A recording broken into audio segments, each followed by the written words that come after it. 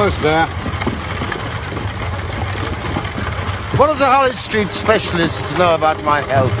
Listen, Holmes. Dr. Moore Agar insists you have a complete rest if you wish to avoid an absolute breakdown.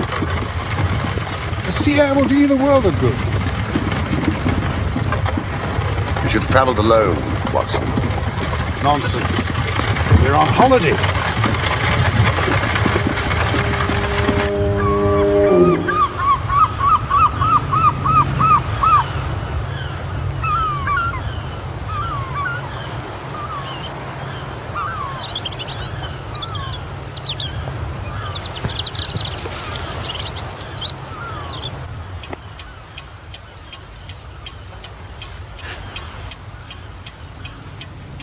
Why, it's wonderful, Holmes, wonderful. The views are spectacular. We're overlooking the most dangerous piece of coastline in the country. Your friend is a natural historian, I presume. An old acquaintance from my college days.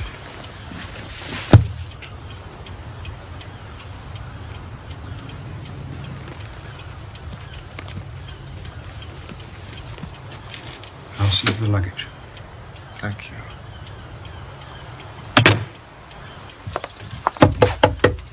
Good day to you, sir. Oh.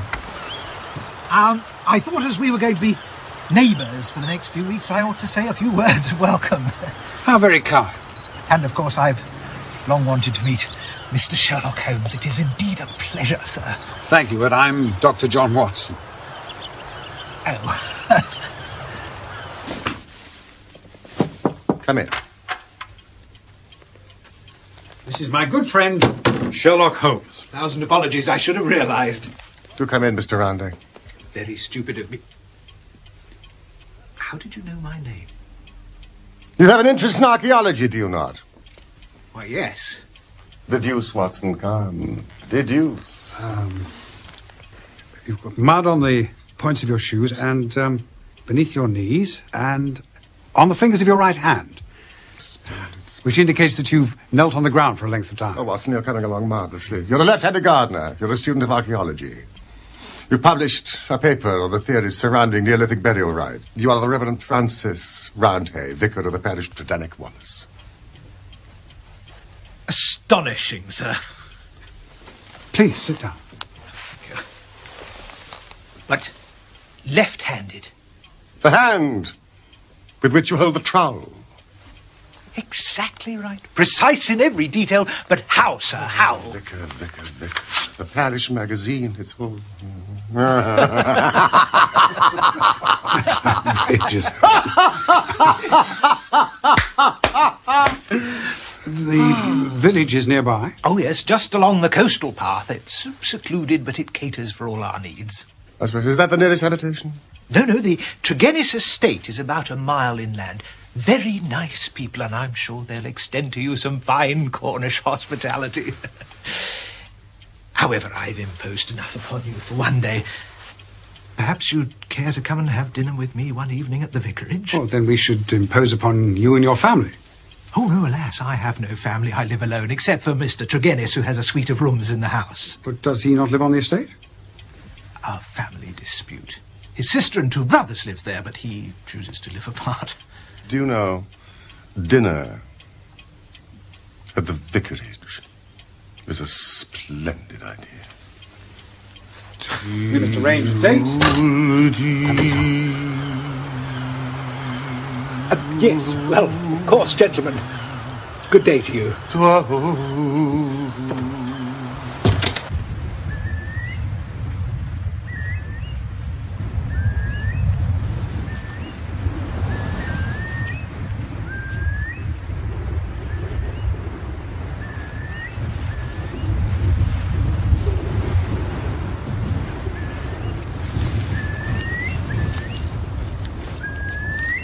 Good morning.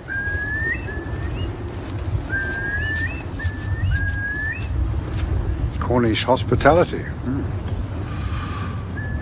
Weather-pitted slabs of granite. Ancient tombs. Scattered throughout the length and breadth of this peninsula. Like the sea. I suppose death is always with us.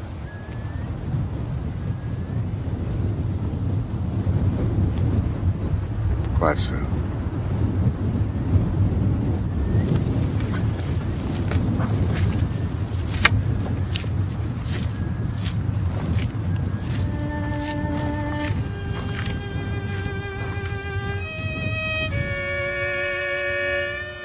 Quite often during those days in Cornwall, Holmes would strike out alone. The mystery and glamour of the place, with its sinister atmosphere of forgotten nations, appealed to the imagination of my friend. He spent much of his time in long walks and solitary meditation.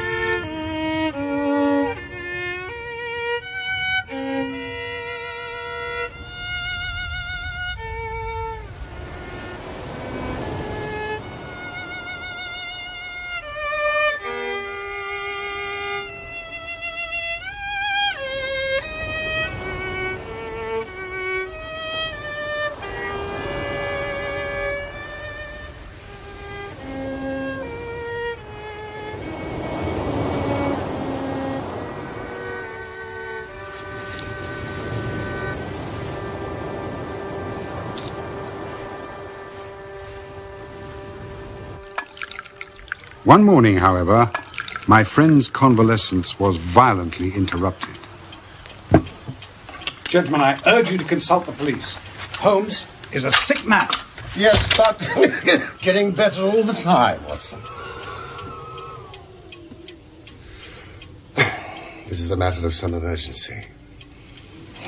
Mr. Holmes, we can only regard it as a special providence that you should chance to be here at this time, for in all England you are the one man we truly need. I've tried to explain to Mr. Tregennis and Mr. Roundhay that you're in convalescence. Yes, I'm sure they'll be very sympathetic. Please sit down. Thank you. The fact is, as I've explained to Dr. Watson, the most extraordinary and tragic affair has occurred here during the night. You have my full attention. Perhaps I'd better say a few words first. This is Mr. Tregennis, of whom I spoke. Now, Mr. Tregennis spent last night in the company of his brother George and Owen and his sister Brenda at their house at Tredannick Water. He left them playing cards around the dining table in excellent health and spirits. But on his return this morning, discovered a truly bizarre state of affairs. All three, both alive and dead, retained upon their faces an expression of utmost horror. Death. A convulsion of terror. It was dreadful to look upon. Was there any sign of anyone else in the house? Only Mrs. Porter, cook and housekeeper. She'd slept deeply and heard no sound in the night. Is anything missing? Disarranged? Nothing, Mr. Holmes. Could possibly frighten a young woman to death and two strong men out of their senses. Yes, what indeed. I'm sure, Holmes, that the local police would have reached some conclusions. However erroneous they may be. Holmes. Think. Tell me about last night, Mr. Tregennis. Well, Mr. Holmes, I supped there, as the vicar has said. And my elder brother George proposed a game of whist afterwards. Or 10:15 when I moved to go. Who let you out? Mrs. Porter had gone to bed, so I let myself out. The window of the room in which they sat was closed, but the blind was not drawn down. There was no change in door or window this morning, nor any reason to think that any stranger had been to the house. Yet there they sat, driven clean mad with terror. I'll never get sight of that room out of my mind as long as I live. Yes, the facts are most remarkable. Mr. Tregennis, do you have any theory of your own which might account for them? It is devilish. Devilish, Mr. Holmes. It is not of this world. Well, if the matter is beyond humanity, it is certainly beyond me. I trust so, Holmes.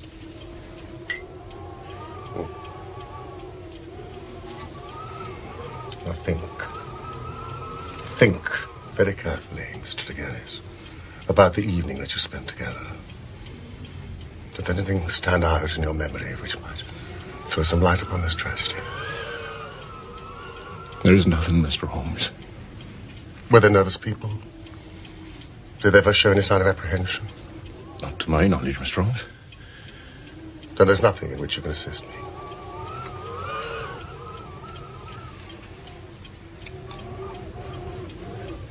There is one thing occurs to me. As I sat at table, my back was to the window. And my brother George, he being my partner at cards, was facing it. I saw him once look hard over my shoulder. So I turned round and looked also. The blind was up and the window shut. But I could just make out the bougies on the lawn. It seemed to me for a moment that I saw something moving among them. Couldn't even say if it were man or animal. But I just thought I saw something there. Did you not investigate? The matter passed as unimportant. Did you have any premonition of evil? None that I was aware of. How did you hear the terrible news so early this morning? I'm an early riser. Generally take a walk before breakfast. This morning I'd hardly started when Dr. Richards overtook me in his carriage. Mr. Tregennis, I've just had an urgent message from your sister's house. What's happened? I'm not quite sure, sir, but you'd better come with me.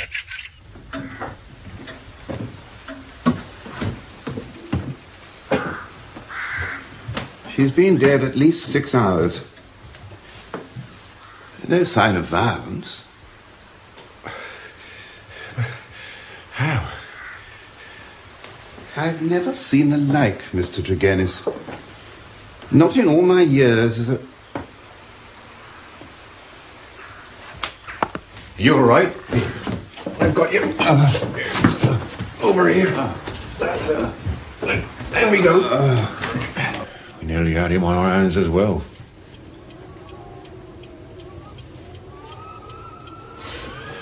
Where are you going, Holmes? Titanic water without delay. With your permission, Mr. Holmes, I'll go on ahead. Thank you, Vicar. Quickly, otherwise we'll be there before you. Holmes, I must protest. Save your protestations for later, Watson. Much later. I gather you were divided in some way from your family. I so, Mr. Holmes. Though the matter is past and done with, all was forgiven and forgotten, and we were the best of friends. We were a family of tin miners at Red Ruth. Sold out our venture to a company, and so retired with enough to keep us. I won't deny there was some bad feeling over the division of the money. It stood between us for a number of years. Nevertheless,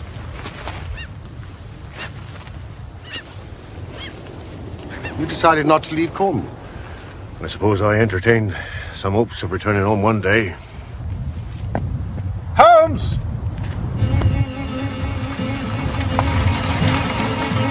Holmes, stand back!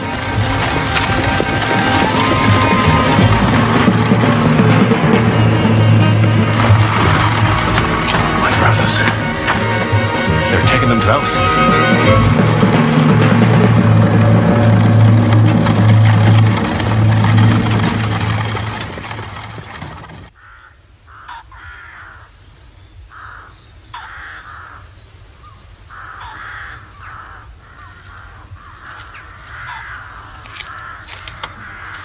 It's a lovely house, Mr. Tregennis. It's a very sad house. This is the window through which you saw the shadowy form. Approximately what distance was it from the glass? I should say not less than 10 feet. But I guess about here. There's no sign of a forced entry. Then the window, of course, would have remained locked. My sister made sure of that. Even in Cornwall. So, dreadfully sorry. It's quite all right, Mr. Holmes. An accident.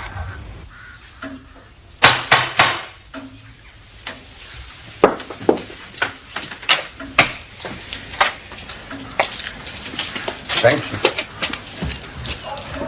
Could you let Mrs. Porter know I'm back?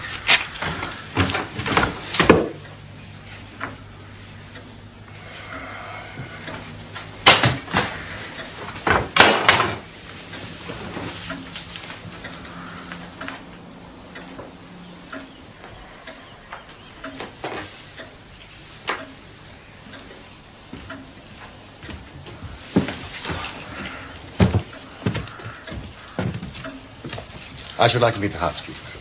Of course. Oh, but please, try to avoid causing further distress. Death is always distressing, Mr. Tregennis. The chairs. Well, they must have been moved after the police left the house. That one here, Mr. Holmes. One over there. This one here. And this one over here. Has anything else been moved? All is as I remember it. You must understand there was a great deal of fuss and confusion when I arrived this morning. Things may have been moved without thought given to their significance in a criminal investigation. Criminal. That is a very interesting word.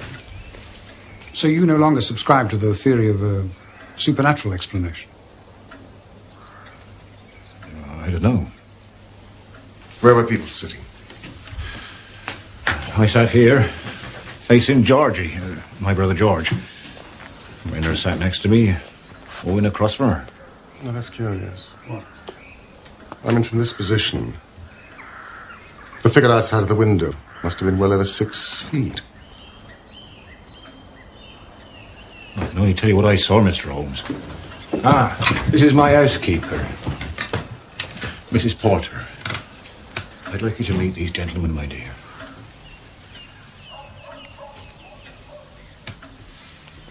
She was so beautiful. So beautiful.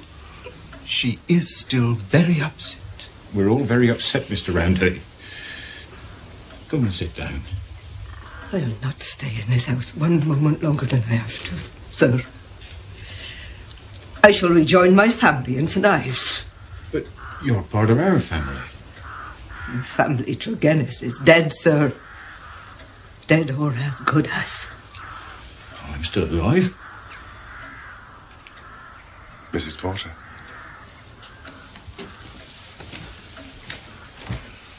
Excuse me now. Mrs. Porter.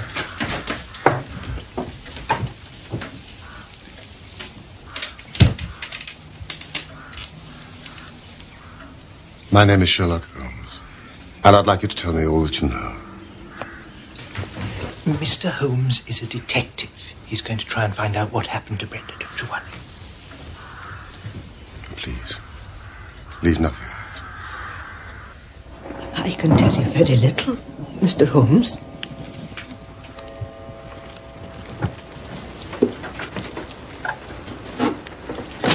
Oh, you'll be cheating. I am not cheating. Owen, will you tell your dear sister to play by the rules? She's your sister too. Ah. You tell her. But she's on your side. It's rather late and I do have to get back to the vicarage.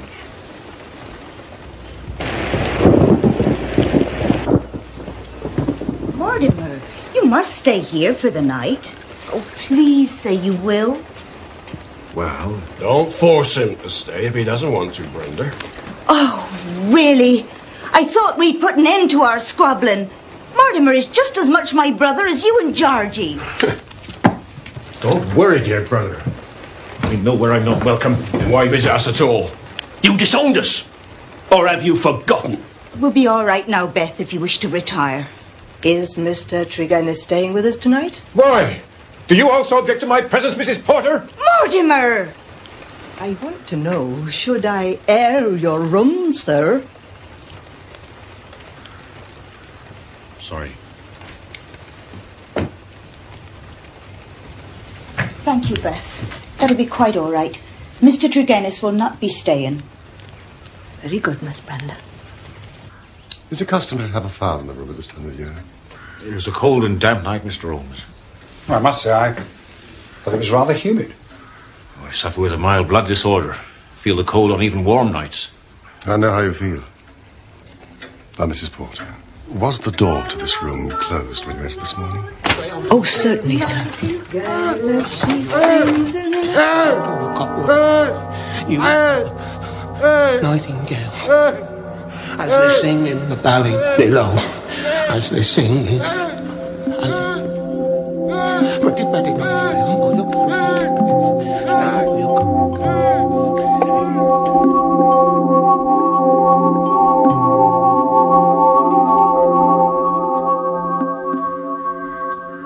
recovered, I threw wide the window to let in the morning air. Then I ran down to the lane and sent a farm lad for the doctor.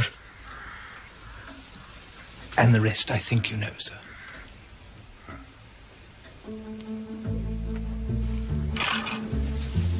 Mrs. Porter's right. She's very beautiful. Yes, but something's missing. Tregennis is lying about a mild blood disorder. I'll stake my reputation on that. Huh? We'll see.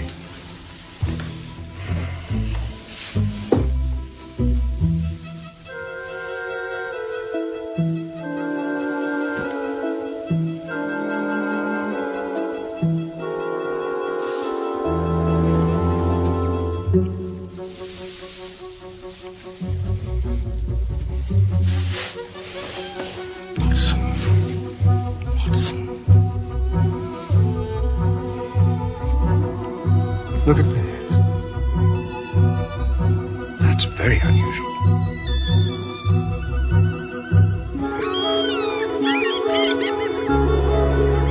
It won't do! It won't do! 3 people previously stricken by some conscious or unconscious human agency. Now, when exactly did this event occur? They finished playing cards. It was past their usual hour for bed. Apparently the chairs had not been pulled back from the table. Well, it must have been only moments after Tregennis left the house. Exactly. You're conscious, of course, how I managed to obtain a clearer impress of his foot. Yes, I guess something of the sort.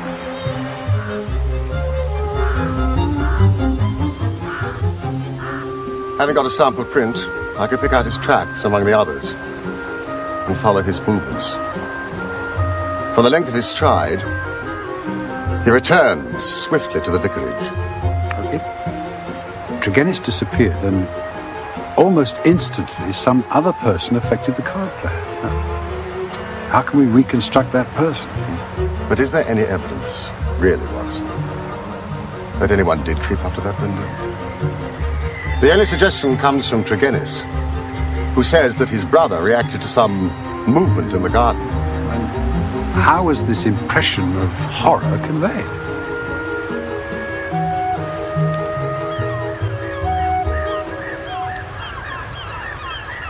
You're Mr. Sherlock Holmes, the detective. And you are Dr. Leon Sterndale, the great lion hunter and famous African explorer. Have you made any progress? Some. The county police are utterly at fault. Tell me what you know about the fate of the Tregennis family. What is your interest, Dr. Sterndale? My claim to be taken into your confidence is that during my many residences here, I have come to know this family of Tregennis very well. Indeed, upon my Cornish mother's side, I may call them cousins. So their strange fate has naturally been a great shock to me. Do you know of anything that could help us in our inquiry? Nothing at all. I may tell you that I had got as far as Plymouth upon my way to Africa when news reached me. I came straight back here to help in any way I can.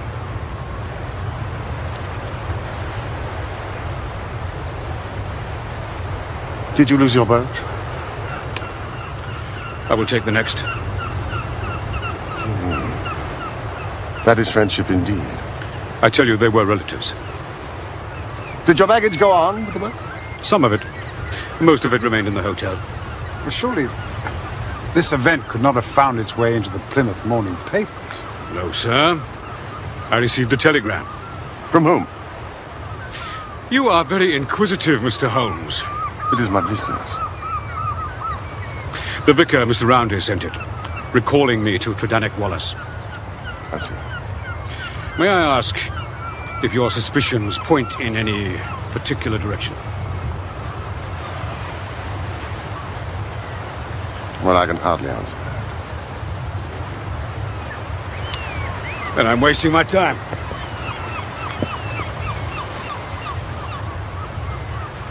Oh, God!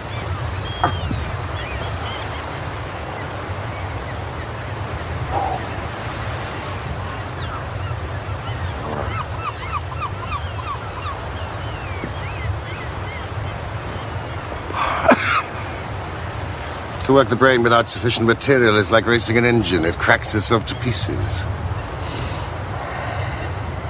Wait for me at the cottage. Where are you going? Cheer up, Watson! Sea air, sunshine, patience. All will be revealed.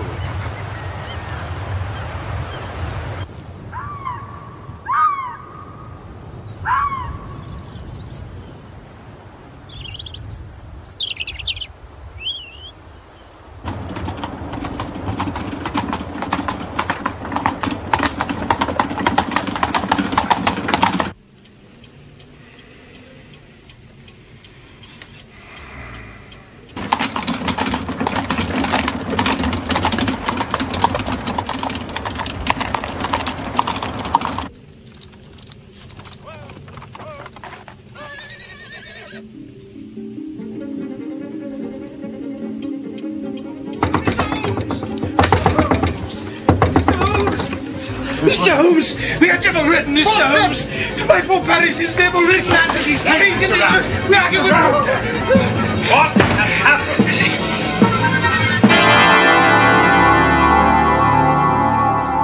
Dead about 3 hours, I'd say. Same symptoms exactly as Brenda Tregennis. Limbs convulsed, fingers contorted, as though he died from a very paroxysm of fear. That it should happen under my roof. Has his bed been slept in? Oh, yes, most definitely.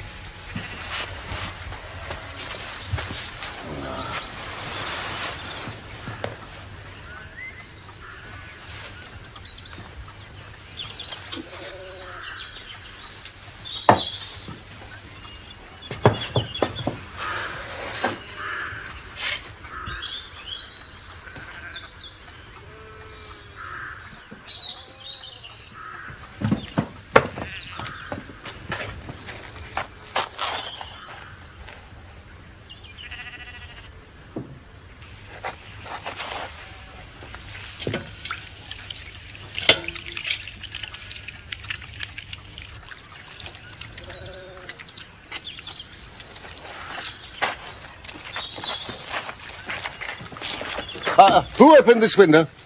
But my housekeeper, she was the first into the room this morning. Where is she now? Oh, she's taken to her bed with a severe headache, no doubt greatly affected by the shock. I am most terribly sorry to inconvenience you in this way. I know you both came to these parts to rest, but... It isn't easy with Holmes around. He likes nothing better than to sink his teeth into a problem of this sort. But 2 deaths, Dr. Watson, in the space of 2 days. This is the work of the devil. Make no mistake. Put your faith in the known and tangible, Mr. Roundhay.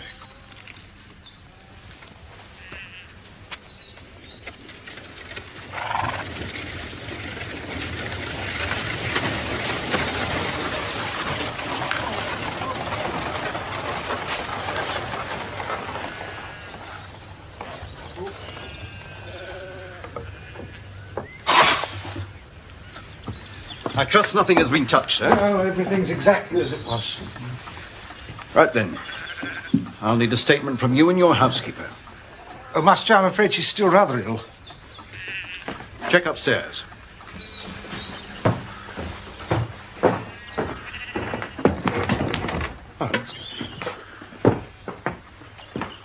Who are these gentlemen?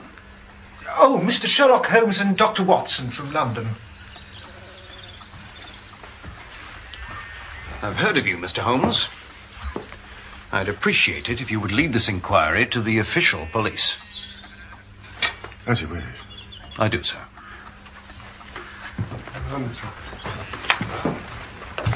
Would you direct the inspector's attention towards the window upstairs and the lamp on the table? Each is suggestive.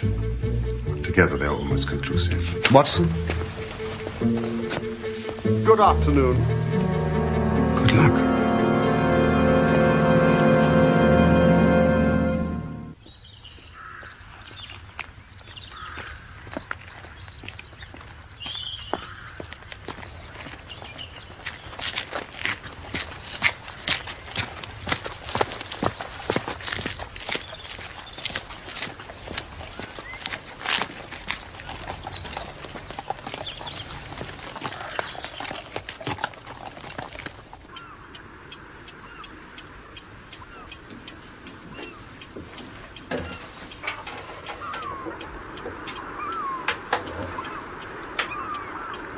earth are you doing? An experiment to test a theory. Isn't that the lamp that was in Tregennis's room? Yes, and no. Oh, I see you bought an identical one. I purchased it from a delightful little shop in the village. That's where you've been all afternoon. There is a single point of resemblance in the reports that we've heard. Now, this concerns the effect on the atmosphere of the room upon those who first entered it. First, Dr. Richards, then Mrs. Porter. And Roundhay's housekeeper was taken ill this morning. In each case, there is a combustion going on in the room. In the first case, a fire. In the second, a lamp. Now, the fire perhaps was necessary, but the lamp was lit when it was already broad daylight. A comparison of the oil consumed in this and Tregennis's lamp proves that point. But why? Something was burned, producing an atmosphere, causing a strange toxic effect. In the first instance, that of the Tregennis family, a substance was placed in the fire, and the fire would carry the fumes to some extent up the chimney. Only Brenda Tregennis, who was closest to the fire, was killed. Her brothers were exhibiting that lunacy which is evidently the first effect of the drug. The other case, of course, the result was complete. So it's a poison which works by combustion. Yeah. Now, the obvious place to look was the smoke guard of the lamp in Tregennis's room. There, sure enough, I perceived a number of flaky ashes, and round the edges a fringe of brownish powder which had not yet been consumed. Half of this I took, the other half I left for the police. We will see if we can reproduce the same effect with our own lamp. Oh, no, Holmes. That's insane. I cannot force you to stay, but I mean to have the answer. Of course I shall stay. I thought I knew where Watson. Would you open the door, please?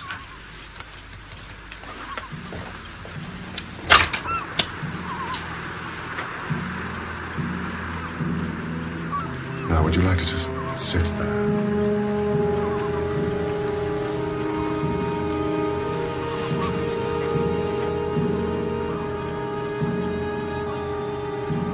Are you ready?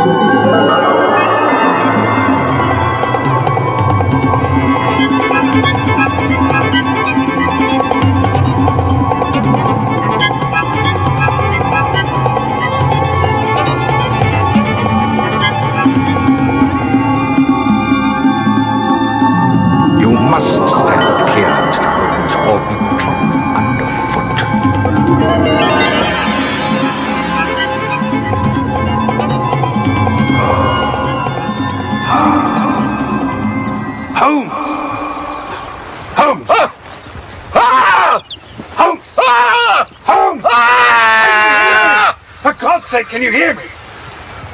John! Thank God you're all right. That was a stupid and dangerous thing to do. We could have been killed. It was an unjustified experiment, even for myself. Doubly so for a friend. I really am extremely sorry.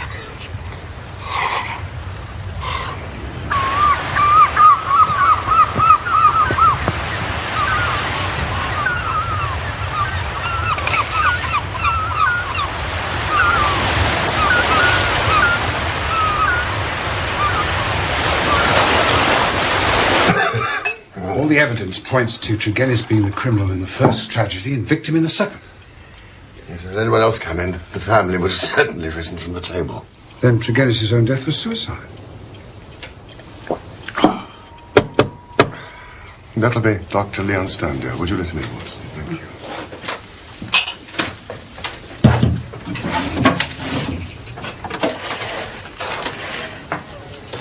Please, come in, Dr. Sterndale. Seems you're expected. I had your note about an hour ago. But let me state directly, I don't take kindly to being summoned by anybody. I thought I'd better discuss the matter here. No risk of eavesdropping. I fail to see, sir, what you can have to speak about, which affects me personally in the most intimate fashion. The killing of Mortimer Tregennis. I have lived so long among savages and beyond the law that I've got into the way of being a law unto myself. You would do well, Mr. Holmes, to remember that, for I have no desire to do you an injury. Nor are you, Dr. Sterndale. But surely the clearest proof of it is that, knowing what I know, that I've sent for you and not for the police. If this is a bluff upon your part, sir, you have chosen the wrong man for your experiment. No, the bluff is upon your side, not upon mine. Now, I will tell you the facts upon which my conclusions are based. Of your return from Plymouth and allowing much of your property to go on to Africa, I shall say nothing except that it informed me that you were one of the factors which had to be taken into account in the reconstructing of this drama. This telegram from the hotel confirms what you told me.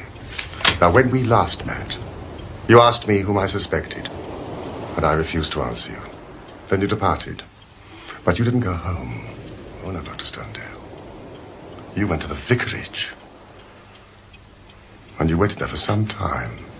How do you know that? I followed you. I saw no one. That is what you may expect to see when I follow you. You spent a restless night. You made certain plans. And then in the early hours, you proceeded to put them into action. You returned to the vicarage. You collected some distinctive red gravel from the cliff path.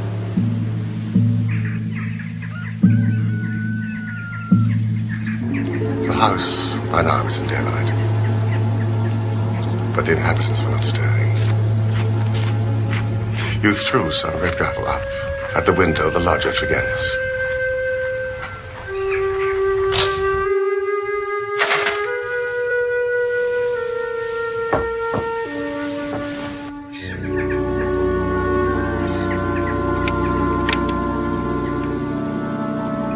Sterndale! I must speak with you urgently. This hour? The doors are locked. The housekeeper has the keys. It is of the utmost importance!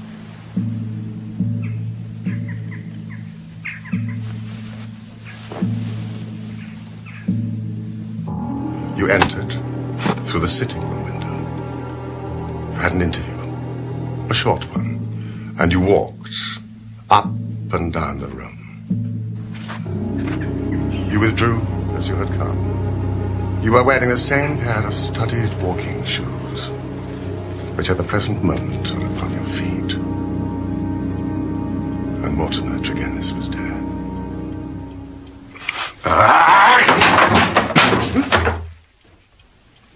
The ring you gave Brenda Tregennis.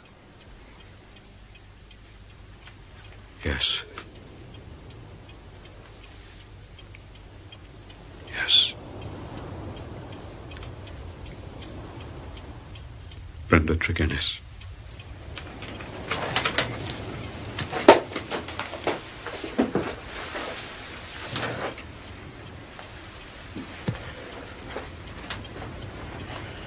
For years I loved her. For years she loved me. That is the secret of the Cornish seclusion which people so marveled at. It brought me close to the one person on this earth who was dear to me. I couldn't marry her, for I had a wife who left me, but whom, by the deplorable laws of England, I could not divorce. For years, Brenda waited. For years, I waited.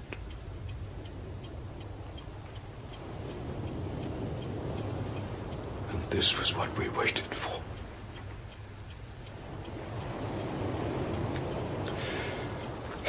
Roundhay knew. He was in our confidence, hence his telegram to me at Plymouth.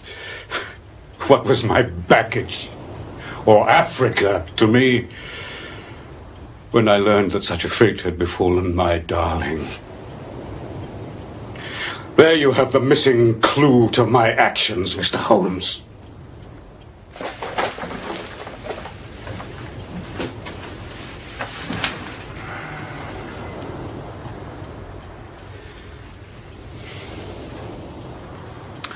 I understand that you, sir, are a doctor of medicine. Have you ever heard of Radix pedis diaboli? Devil's foot root. No, I can't say that I have. No. Well, it is no reflection upon your professional knowledge. For I believe that save for one sample in a laboratory in Buda, there is no other specimen in Europe. It is used as an ordeal poison by the medicine men in certain districts of West Africa. And it is kept as a secret by them. You already know so much, Mr. Holmes. It is clearly to my interest that you should know all. I've already explained the relationship in which I stood to the Tregennis family. There had been a quarrel about money which estranged this man, Mortimer. A sly, subtle, scheming man. But for Brenda's sake, I was friendly with her brother. One day, a few weeks ago, he came to my cottage, and I showed him some of my African curiosities. Among other things, I exhibited the devil's foot. Poison, you say?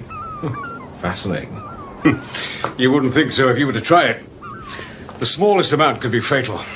In this powder form, it reacts instantaneously when burned. It stimulates those brain centers which control the emotion of fear. Madness, or death, is the fate of the unfortunate native who is subjected to the ordeal by the priest of his tribe. Can he be detected? Not by European science. A few days later, my cottage was broken into. But since nothing seemed to have been taken, I gave the matter no heed, until Mr. Roundhay's telegram arrived at Plymouth. This villain, Mortimer, had thought that I would be at sea before news reached me, and that I should be lost for years in Africa. But of course I returned immediately, and I could not hear the details without being assured that it was my poison which had been used, and that Mortimer Tregennis himself was the murderer. My soul cried out for revenge. You murdered her. For money, you murdered your own sister. You can't prove that. No jury in the land would believe you. I'm my own jury, Mr. Tregennis. Judge, jury, and executioner.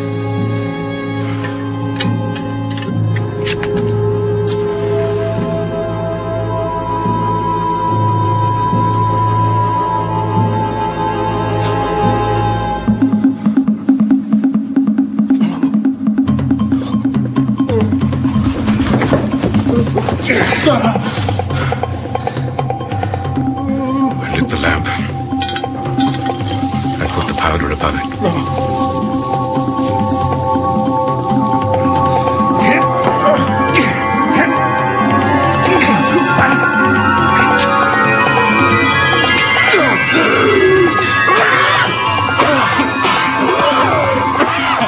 In 5 minutes, he died. How he died. But my heart was flint, for he endured nothing which my innocent darling had not suffered before him.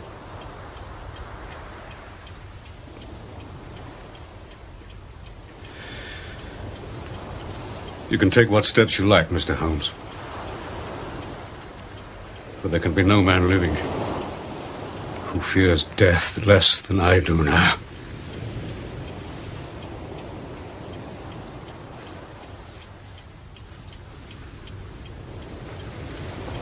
What are your plans? I was intending to bury myself in Central Africa. My work there is but half done.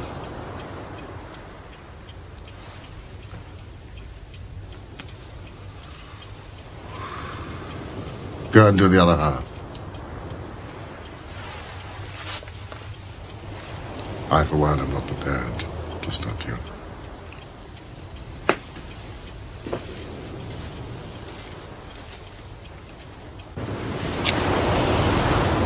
God bless you. Both of you.